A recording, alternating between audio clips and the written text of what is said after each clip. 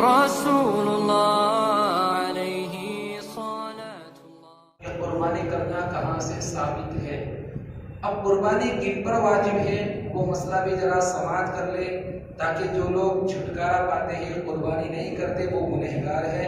اللہ کے پیارے محبوب صلی اللہ علیہ وسلم نے ارشاد فرمایا کہ جن پر قربانی واجب ہو اس کے باوجود بھی وہ قربانی نہ کرے تو وہ میری عیدگاہ کے قریب بھی نہ آئے۔ ابن ماجہ کے اندر یہ حدیث پاک موجود ہے۔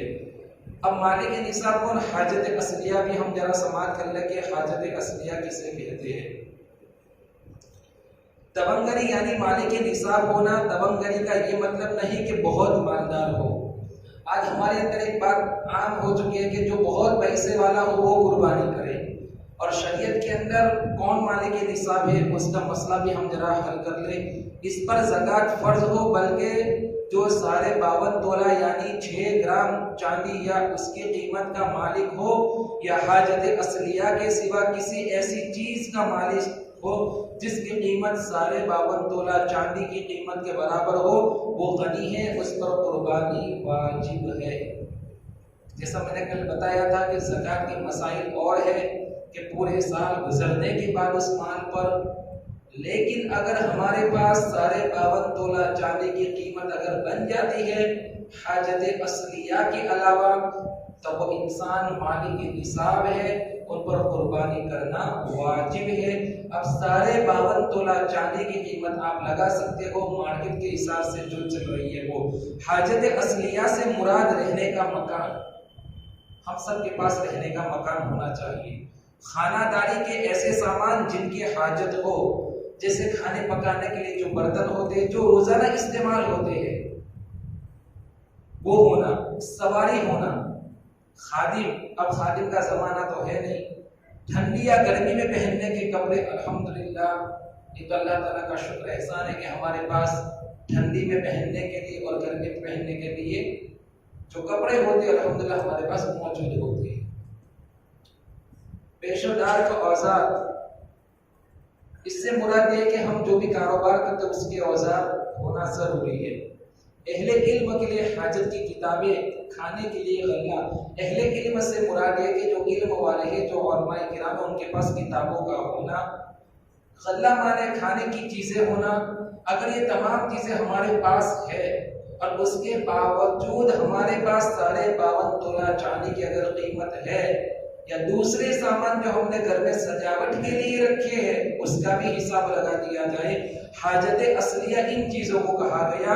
اب حاجت اصلیہ کے سوا اگر کسی کے پاس اتنی قیمت کا سامان بھی ہے جیسے ٹی وی، ریڈیو، زیورات، ایسے برتن جن کا استعمال نہیں ہوتا جو ہم رکھتے ہیں، اب روزندہ ٹی وی تو ہم استعمال کے اندر تو ہمارے ہے نہیں، ریڈیو وغیرہ تو استعمال کے اندر ہم لیتے نہیں ہیں، ایک باقاعدہ ہر انسان کے گھر میں یہ چیزیں موجود ہوتی ہے، لیکن شریعت کے اندر یہ استعمال کے اندر یہ چیزیں نہیں ہیں۔ اگرچہ ہم اپنے گھر میں ٹی وی رکھتے ہیں، ویڈیو رکھتے ہیں، یہ تمام چیزیں، لیکن حاجت اصلیہ میں اس کا شمار نہیں ہے۔ ایسے برتن جن کا استعمال نہیں ہوتا، جیسے ہم سجاوٹ کے لیے کانچ کے کباب میں رکھتے ہیں، اپنے گھر کے اندر سجاوٹ کے لیے قیمتی چیزیں رکھتے ہیں، وہ صرف سجانے کی نیت سے رکھتے ہیں تو ایسے شخص پر قربانی واجب ہے۔ استعمال نہیں ہوتا، صرف سجانے کے لیے رکھے ہیں، پھر سال کے اندر خراب ہوتے تو واپس تو بھی اس کو چمکدار کر کے رکھ لیتے، اس کا معنی سجاوٹ ہوئی۔ ہاں، جس پر قرض ہے اگر اس کا مال سے قرض کی مقدار تک الگ کرے تو بقیہ مال 52 تولہ چاندی کی قیمت کے برابر نہ ہو تو اس پر قربانی واجب ہے۔ اگر انسان قرضے میں ہے، یہ تمام چیزوں کو بھی ہم نے حساب لگا لیا، جو جواہرات یہ تمام چیزوں کا، لیکن وہ پہنچتا نہیں ہے قرضے میں، تو اس پر قربانی واجب نہیں۔ مرد ہونا قربانی کے لیے شرط نہیں، جو کل میں نے مسئلہ بتایا تھا کہ ضرور نہیں کہ مرد کے پاس ہو تو ہی قربانی کرنا ہے، بلکہ عورت بھی اگر تبنگر یعنی مالک نصاب ہو تو اس پر بھی قربانی واجب ہو جاتی ہے۔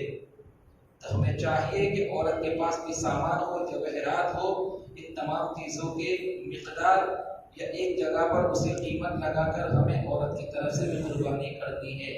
اب جیسا میرے پاس پیسے ہیں میں نے قربانی کر دی، میری عورت کے پاس اس نے کی، وہ گنہگار ہے۔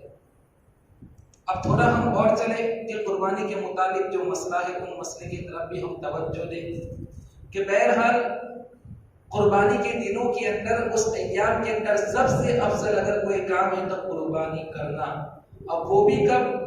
عید کی نماز کے بعد، صبح صادق کے بعد اس جانور کو ہمیں قربان کرنا ہے۔ اب قربانی کا مسئلہ بھی ذرا سماعت کر لیں کہ بڑے جانور کے اندر 7 حصے، کتنے حصے ہوتے ہیں؟ 7 حصے۔ چھوٹے جانور کے اندر 1 حصہ۔ اسی طریقے سے مسئلہ یہ بکرا بکری کا جو 1 سال کا ہے، 1 دن بھی اگر کم ہوگا، 1 گھنٹہ بھی تو قربانی نہیں ہوگی۔ خریدی کرنے کے لیے جاؤ تو پوچھ لینا۔ دمبا جس کو گھیٹا کہتے ہیں، اگر وہ دکھنے میں 1 سال کا لگتا ہے لیکن اگر 6 مہینہ ہے تو قربانی ہو جائے گی۔ لیکن مسئلہ دوبارہ میں ریپیٹ کرتا ہوں، 6 مہینہ کا ہے لیکن دکھنے میں 1 سال کا لگتا ہے تو اس کی قربانی ہو جائے گی۔ اب بہت سارے لوگ دانت سے بھی مراد لیتے ہیں، لیکن شریعت کے اندر اس کا کوئی معنی نہیں رکھتا ہے۔ کبھی جانور اس کے دانت کبھی آ بھی جاتے ہیں، کبھی نہیں بھی آتے ہیں، تو جہاں خریدنے جاؤ اس سے اچھے طریقے سے پوچھ لو۔ 1 دن بھی کم ہوگا، 1 گھنٹہ بھی اگر کم ہوگا جانور میں تو قربانی نہیں ہوگی۔ اونٹ کے لیے 5 سال مکمل ہونا۔ بالکل اسی طریقے سے جس طریقے سے ہم نے جانوروں کو خرید لیا، اب خریدنے کے بعد مسئلہ یہ ہے کہ جانوروں کو تم اچھی طریقے سے پالو، جانور بھی تمہیں پہچان لے اور تم بھی جانور کو پہچان لو، کہ کل بروز قیامت ہی جانور قیامت کے دن تمہارے لیے سواری بنے گا۔ اب جیسا کہ ہم نے 7 حصے کیے، اب 7 انسانوں نے مل کر 1 جانور خریدا جو آج یہ ہو رہا ہے، تو اب جو رقم بنتی ہے 10,000 یا 7,000 کا اگر ہم جانور لاتے ہیں تو سب کو صحیح پیسے دینے ہیں۔ اب ایسا نہیں میری طرف سے قربانی ہے، حاجی صاحب نے بول دیا کہ آپ امام صاحب کو آپ کی طرف سے میں پیسے دے دیتا ہوں، نہیں، مجھے 1 روپیہ بھی دینا پڑے گا، اور اگر 1 روپیہ بھی کم ہوگا تو میں گنہگار ہو جاؤں گا۔ رشتے ناتے اپنی طرف، یہ قربانی کا مسئلہ ہے۔